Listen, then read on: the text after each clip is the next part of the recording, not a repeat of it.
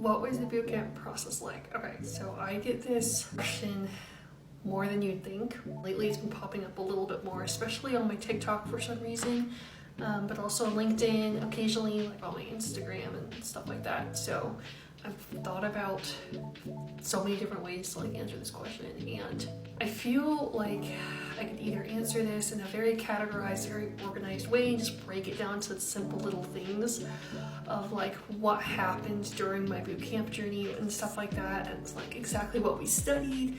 Like, should I talk about like all that stuff, or if I should just take it cold turkey and go, which I'm actually pretty good at, and that's all my brain knows how to do. So here we go. Yeah, so I would have to say before you even set foot or like start bootcamp day one, you have to go through a pre-work module. And what that means is it's basically homework for you to do by yourself to really get familiar with the programming language that you are going to study in bootcamp in the following month, right? So the month before class even started, and I had to do mine all over on Zoom because there was still the pandemic and people were still, I guess, nervous as hell to like go to in-person class and whatever. So it was over Zoom, which super horrible, but I mean, what can you do, right?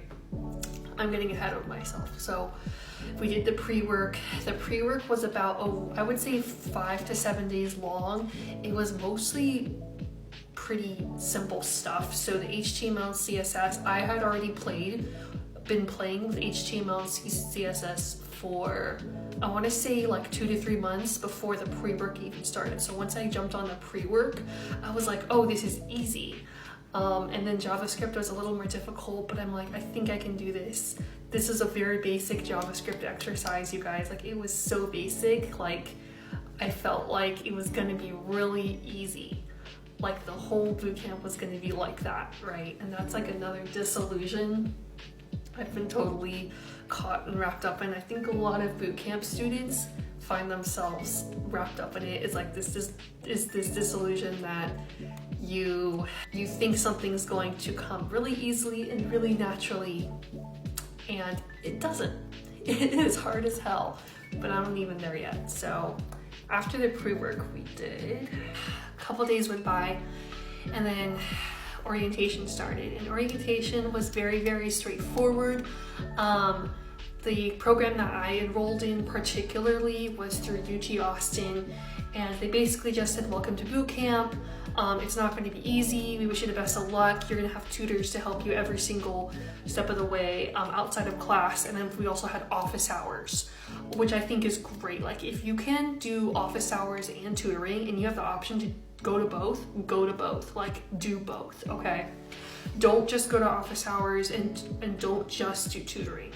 Do both if you can. If you are ever in a coding bootcamp, you're going to want both.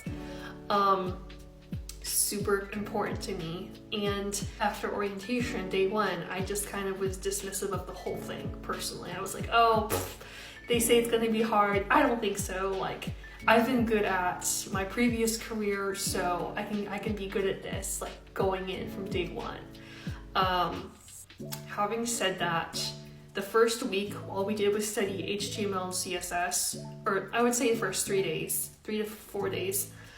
We did HTML, CSS, which is all like non-web related, or I shouldn't say non-web related, but it was non-programming related, essentially. So HTML and CSS are like the more artistic programming languages, and then you have JavaScript, which is like the main, I would say it's like an engine, so it makes the whole web page work, because this was a web development focused bootcamp.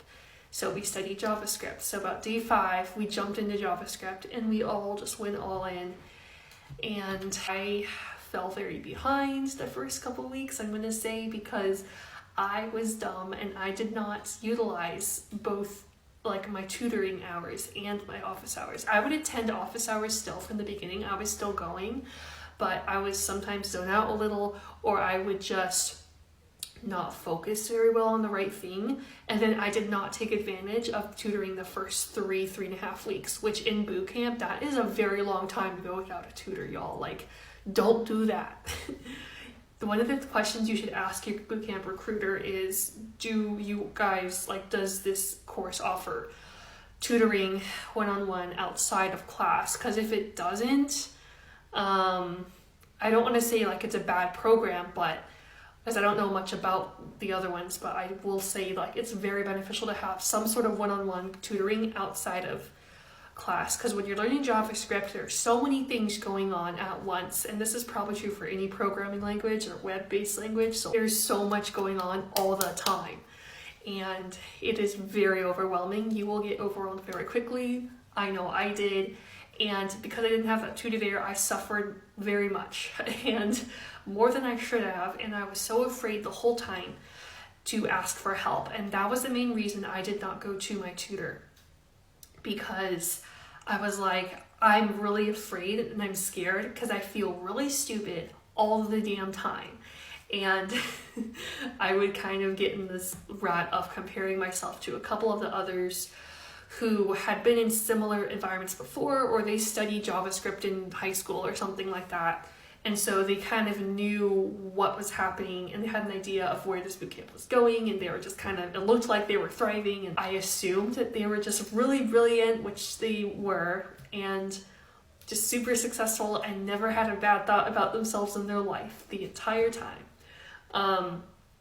Anyways, so that's how I felt about myself though, was I suck at this, and there's no way I can make this up. There is no way I can go and say, hey, I effed up, I need a tutor, because part of it, I guess, was pride and like my ego or whatever, but part of it is just, we want to protect ourselves primarily, just based on evolution. We want to protect ourselves, and so when we admit that we made a mistake sometimes, or that we need something, our brain just goes into like this, I go into survive mode. Like, I can't stand the thought of being like, yeah, I'm not competent at this right now, or yeah, I need help from somebody else. It is so hard for me to ask for help, like you don't even know. So that is the main reason. I basically flopped and just kind of swam around aimlessly my first couple weeks of boot camp. And I'm going to do a part 2, because that was the first roughly half of boot camp, I'll say. But I want to do a part 2 and go into the last half of boot camp, especially focusing on the last week or two of my program, because that was brutal as hell. And I want to kind of touch on that as well, so some of y'all know what to expect if you choose to go the boot camp route. So if you guys enjoyed this part 1, let me know in the comments. Smash the like button, share with somebody, subscribe, y'all know what to do. I'll see you guys in part 2.